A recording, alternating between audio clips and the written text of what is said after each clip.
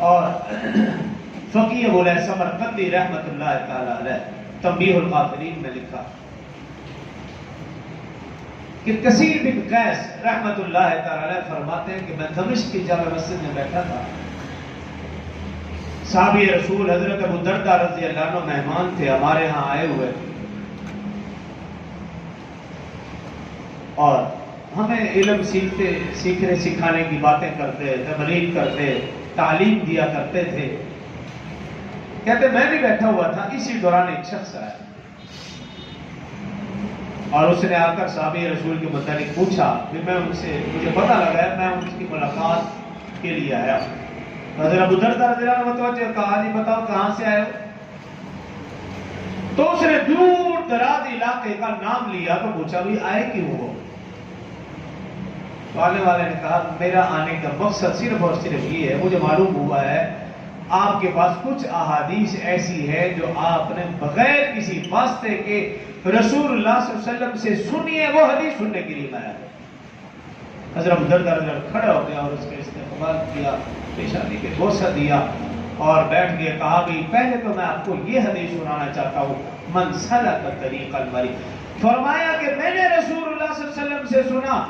جو شخص علم حاصل کرنے کے لیے کسی راستے پر چلتا ہے اللہ اس کے لیے جنت کا راستہ آسان فرما دیتا ہے،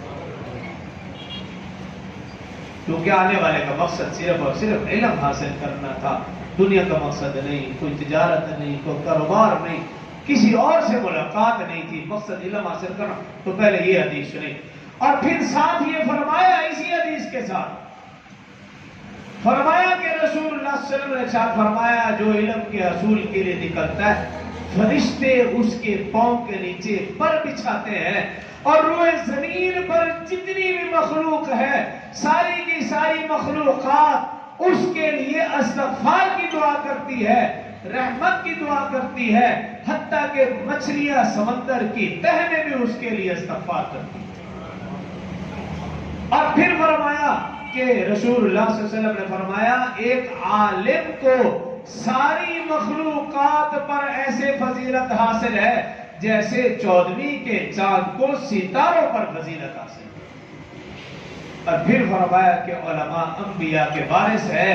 انبیاء نے اپنی میراث میں دراہیم و دنانیر نہیں چھوڑا، مال و دولت کو نہیں چھوڑا، انبیاء نے اپنی میراث میں علم کو چھوڑا، اور جس نے اس میں سے حاصل کیا اللہ اس کو اس کے حصے کے مطابق علم دے گا اور اپنے شان اجر عظیم بھی عطا فرمائے گا۔